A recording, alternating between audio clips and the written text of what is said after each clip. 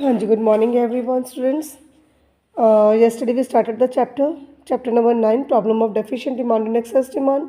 ठीक है, कल जो कितना सी बेटा that were the short questions.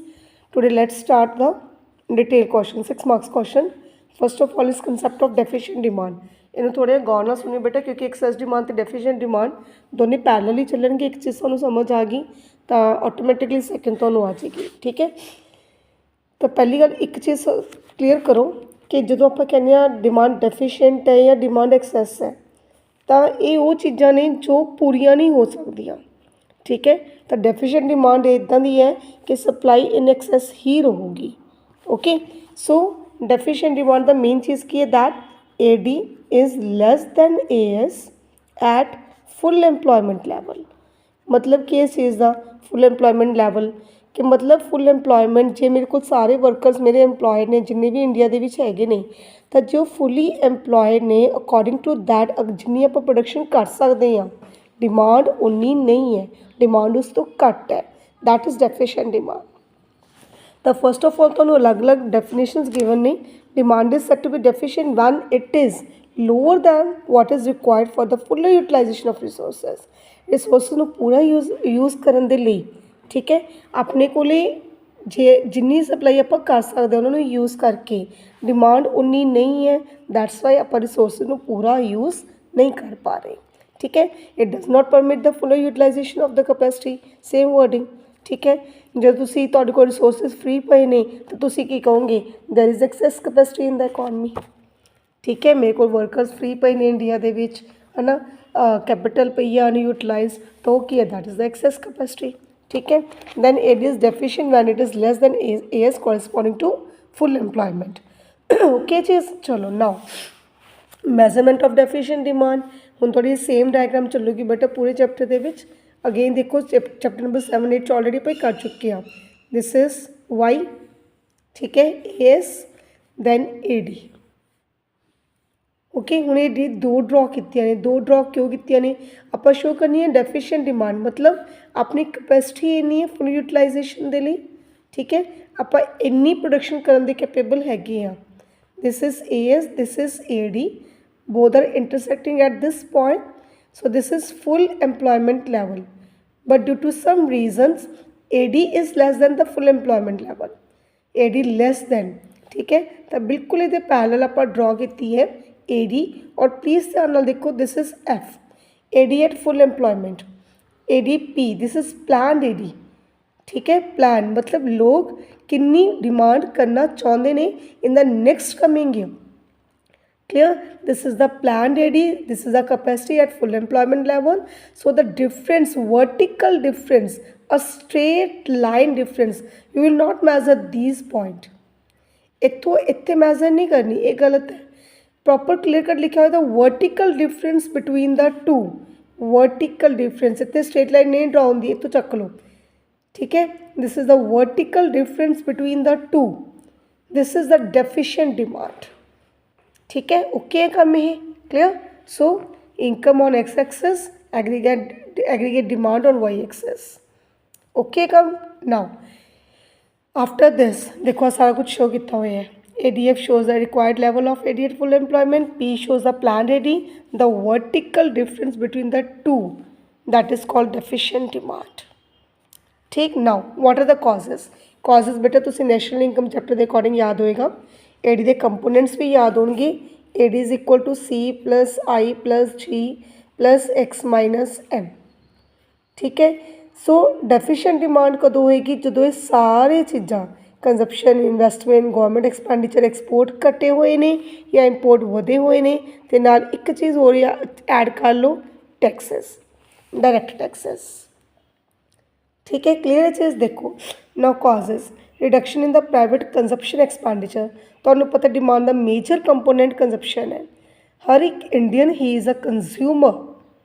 ठीक है, तो हर एक इंडियन है कंज्यूम कर रहे हैं, खा रहे हैं, पी रहे हैं, पहन रहे हैं. ठीक है, तो रूटीन से अपना खर्चा चल रहा है, that is the consumption expenditure. Okay, तो किसी भी रीज़न करके कंजप्शन घटी हुई है. मे बी लोग सेविंग की हैबिट बहुत ज़्यादा आ गई, लोग बचत करना चाहते हैं, है ना. You can say that MPS is more than MPC. ठीक है, सो प्राइवेट कंजप्शन एक्सपेंडिचर में reduce owing to several reasons. Most important reduction in propensity to consume, मतलब MPC is decreasing, MPS is increasing. तो लोग खर्चा घटा रहे हैं, सेविंग वध कर रहे हैं, so the consumption expenditure is decreasing. Second is reduction in private investment expenditure.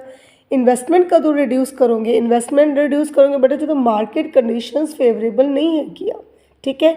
The market conditions are bearish, clear, bearish means poor conditions. तो एग्जाम्पल लगते देखो कोविड-19, तो कोविड-19 ਦੇ ਵਿੱਚ कौन ਸੀਗਾ जिन्हें मार्केट 'ਚ इन्वेस्टमेंट करनी चाहिए, ठीक है। पता है कि आलमोस्ट सारी मार्केट क्लोज पई है, इन्वेस्टमेंट करने का कोई फ़ायदा नहीं है। So in that case there were poor business conditions, तो इन्वेस्टमेंट एक्सपेंडिचर बहुत रिड्यूस होया, ठीक है। नाउ गवर्नमेंट एक्सपेंडिचर बेटा सरकार का खर्चा कदों घटदा, जो सरकार घाटे 'ਚ खुद जा रही है, बजट हिलिया पिया सरकार का, ठीक है। सो द गवर्नमेंट में कर द कंजप्शन एक्सपेंडिचर और investment because of the budgetary constraints, clear, a cut in the government expenditure both consumption और investment leads to cut in AD, क्योंकि सरकार जितना भी खर्चा करती है वो पैसा इन द लास्ट आंदा तो इकॉनमी ਦੇ ਵਿੱਚ ਹੀ है ना, ठीक है। तो जे सरकार के खर्चे रिड्यूस हो रहे हैं मतलब इकॉनमी ਦੇ ਵਿੱਚ पैसा घटेगा, तो लोगों की जी इनकम होनी सी वो घट गई, सो एडी रिड्यूस होगी, ठीक है। दैन एक्सपोर्ट का डिक्लाइन होना, एक्सपोर्ट कदों रिड्यूस होंगे, आप फॉरन समान भेज रहे हैं नहीं अपना बिक रहे, तो रीज़न की है, it can be low quality as compare to other countries, ठीक है, और हाई प्राइजेस। तो दो मेन रीजन्स की है, the low quality of domestic products और high prices, these are the two reasons that are exports are declining. Same reasons are for rise in import, अगर समान बाहरों मंगवा रहे हैं दैन द सेम रीज़न, ठीक है। द प्राइजेस आर लो, उन्होंने prices घट ने, और the quality is good than domestic products, उन्होंने क्वालिटी अच्छी है, उन्होंने प्राइजेस घट ने, दैन इंपोर्ट्स विल इंक्रीज, ठीक है। इंक्रीज इन टैक्स रेट, हूँ जो सरकार अपने तो टैक्स इनकम टैक्स इंक्रीज कर देंगी है, ठीक है, तो की होएगा सरकार को टैक्स पे करने तो बाद पैसे घट बचनगे, जिन्हों पर नाम दें disposable income, the money that is left with you after paying the tax, ठीक है। तो जे पैसा अपने को घट होएगा बेटा ऑटोमैटिकली की होएगा कि अपने खर्चे घटनगे मीनस अपनी एडी घटेगी, lower disposable income means lower level of AD, ठीक है। ओके है, briefly we can say that the deficiency of demand is situation when planned AD is lower than full employment level, than these are the reasons, ठीक है। Components याद कर लो, easily ये चीज़ थोड़ी याद हो जाएगी। Now what are the consequences, causes reason हो गए, कॉन्सिक्वेंसेज हो गए, रिजल्ट हो गए, तो की होएगा first of all under employment equilibrium, मतलब की है कि एडीएस इक्वल तो हो गए बट नाल अंडर एम्प्लॉयमेंट भी चल रही है, लोग फ्री बैठे ने, बेरोजगार ने, अगर डिमांड इनक्रीज हो जाए तो इन्हों जॉब दे सकीए तो आप फुल एम्प्लॉयमेंट पर आ जाइए, है ना। So owing to deficiency of AD producers are not able to fully utilise their capacity, planned output remains less than the potential output, potential मतलब मैक्सिमम, ठीक है। So our resources are going waste, they are unutilised, so that is called under employment equilibrium, ठीक है। Same तौरी diagram फिर repeat हो रही है, देखो डेफिशिएंट डिमांड, अपनी कैपेसिटी इन्नी है, ओ एन की कैपेसिटी है बट ओ एन अपनी प्रोडक्शन है, तो इन्ने रिसोर्सेज अपने अनयूटिलाइज जा रहे हैं, this is under employment equilibrium, ठीक है, this is full employment equilibrium, ठीक। नाउ डिफ्लेशनरी गैप, बेटा अगर ये प्रोसेस कॉन्टीन्यूस चली जाए तो हौली हौली की आएगा, डिफ्लेशनरी गैप आ जाएगा, डिमांड घटेगी, प्रोडक्शन घटेगी, प्रोडक्शन के नाल इनकम घट जाएगी, इनकम के नाल ओवरऑल इन्वेस्टमेंट वगैरह सब कुछ ही घटेगा, सो 6 कॉन्टीन्यूस प्रोसेस रहे, दैट इज़ डिफ्लेशनरी गैप, ठीक है। It is a situation when lack of demand leads to deflationary pressure in the economy, ठीक है। सो इन्हों मैजर किमें करना है बेटा, जो अपनी ऊपर आप डायग्राम बना के गए हैं, the deficient demand and deflationary gap both are same, this is the deficient demand, this is the same as deflationary gap, तो दोनों कोई डिफरेंस नहीं है, ठीक है। So than is undesired stock, हुण अनडिजायर्ड स्टॉक नॉर्मल गल है, जो लोग प्रोडक्शन परचेज ही नहीं कर रहे हैं ना, तो उन्होंने को समान बचा रहेगा, वो समान जो बच रहा दैट इज़ अनडिजायर्ड स्टॉक। एक तो होंगे देखो डिजायर्ड स्टॉक कि जो मैं सोचा से वो अकॉर्डिंग बचा पे है डिजायर्ड स्टॉक, अगर मेरी मर्जी तो ज़्यादा बचा हुआ है दैट इज़ अनडिजायर्ड स्टॉक, ठीक है। तो ਹੁਣ ਤੁਹਾਨੂੰ ਵੀ ਪਤਾ ਹੈ ਕਿ ਜਦੋਂ ਦੁਕਾਨਦਾਰਾਂ ਕੋਲ ਸਮਾਨ ਬਚ ਜਾਂਦਾ ਉਹ ਕੀ ਕਰਦੇ ਨੇ, ਉਹ ਸੇਲ ਲਗਾਉਂਦੇ ਨੇ, ਡਿਸਕਾਊਂਟ ਦਿੰਦੇ ਨੇ, ਪ੍ਰਾਈਸ ਘਟਾਉਂਦੇ ਨੇ, that is called price crash. ਠੀਕ ਹੈ। ਸੋ ਅਨਡਿਜ਼ਾਇਰਡ ਸਟਾਕ ਦੀ ਕਲੀਅਰੈਂਸ ਦੇ ਲਈ ਫਾਲ ਇਨ ਪ੍ਰਾਈਸਿਸ, ਫਾਲ ਇਨ ਪਲਾਨਡ ਆਊਟਪੁੱਟ, ਅਗਲੇ ਸਾਲ ਪ੍ਰੋਡਕਸ਼ਨ ਘਟਾਉਣਗੇ ਅਤੇ ਦੋਨੋਂ ਹੀ ਜੋ ਚੀਜ਼ਾਂ ਨੇ ਇਹ ਕੀ ਕਰਨਗੇ, ਪ੍ਰੋਡਿਊਸਰ ਦੇ ਲੋਸ ਦਾ ਰੀਜ਼ਨ ਬਣਨਗੀਆਂ, ਡਿਫਲੇਸ਼ਨ ਨੂੰ ਇਨਕਰੀਜ਼ ਕਰਨਗੀਆਂ। ਠੀਕ ਹੈ। And the last one is loss of profits. ਹੁਣ ਜੋ ਪਰ ਆਪਾਂ ਥਰਡ ਪੁਆਇੰਟ ਕਰਕੇ ਹਟੇ ਹਾਂ ਬੇਟਾ, ਉਹ ਪ੍ਰੋਫਿਟ ਦਾ ਲਾਸ ਹੀ ਹੈ। ਪ੍ਰੋਡਕਸ਼ਨ ਘਟਾ ਰਹੇ ਹਾਂ, ਪ੍ਰਾਈਸ ਘਟਾ ਰਹੇ ਹਾਂ, ਡਿਸਕਾਊਂਟ ਦੇ ਰਹੇ ਹਾਂ, ਹੈ ਨਾ, whatever this is the loss of profits. Producers are not able to clear this stock, undesired stock leads to price crash, ਹੈ ਨਾ। ਤਾਂ ਇਹ ਬੇਟਾ ਹੋ ਗਏ 4 ਤੁਹਾਡੇ ਕੌਨਸੀਕੁਐਂਸਿਸ।